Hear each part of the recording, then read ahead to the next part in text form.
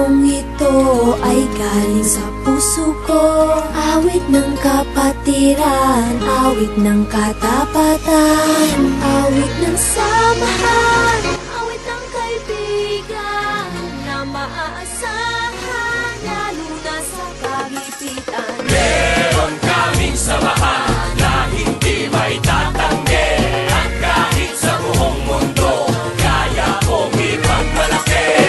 Alpha Phi Omega, Alpha Phi Omega, Alpha Phi Omega, Alpha Phi Omega. Taas noo sa kahit na kanino, o bakit mo ako ay apo, disiplinado, responsable, tinutupad ang mga sinasabi, madidiskarte, matatalino, agresibo, desidido at determinado, laging aktibo, laging alerto, yan ang katangian ng tunay na apo. At ito ang motto ng mga apo, kasabay na rito ang tatlong prinsipyo na maging pangulo, maging kaibigan, makapaglingkod sa nangangailangan, kapakipakinabang, maayos at lubos sa tao, sa bayan at lalo na sa Diyos.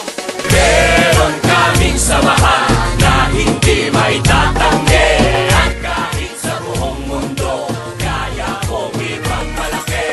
Alpha Phi Omega, Alpha Phi Omega, Alpha Phi Omega, Alpha Phi Omega. Pero teka, hindi to sa pilitan, at lalo namang hindi kami pihikan. Basta ikaw ay merong malusog na katawan, at ang isip mo ay nasa katinuan, at dapat ding may maganda kang moral, at higit sa lahat ay nag-aaral sa university o sa kolehiyo. In short, pwedeng idolo o modelo ng mga kabataan na pag-asa ng bayan. Lagay mo ang sarili sa dapat paglagyan, sa may kaayusan, sa may katinuan, sa may katuturan, sa may kapuluhan.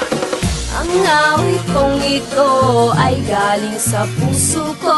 Awit ng kapatiran, awit ng katapatan, awit ng samahan, awit ng kaibigan na maaasahan, lalo na sa kagipitan. Meron kaming samahan na hindi may tatanggi, at kahit sa buong mundo kaya kong ipagmalaki. Alpha Phi Omega, Alpha Phi Omega, Alpha Phi Omega, Alpha Phi Omega. Ayaw namin ng violence, ayaw namin ng acing, marami na ang nagbuwis, kailan tayo magigising? Ayaw namin ng away, ayaw namin ng gulo, mas mamatamisin namin paglingkuran kayo.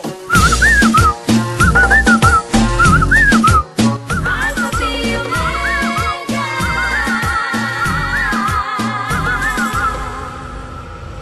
Unity, loyalty, ever serving all humanity. I'll give my time and energy for Apo fraternity. Saludo kami, proud kami, loyal kami, willing kami. Kabilang kami sa handang magsilbi sa isang samahang di mo mapibili. Napili kami at natasan at nang malaman ang sanlibutan.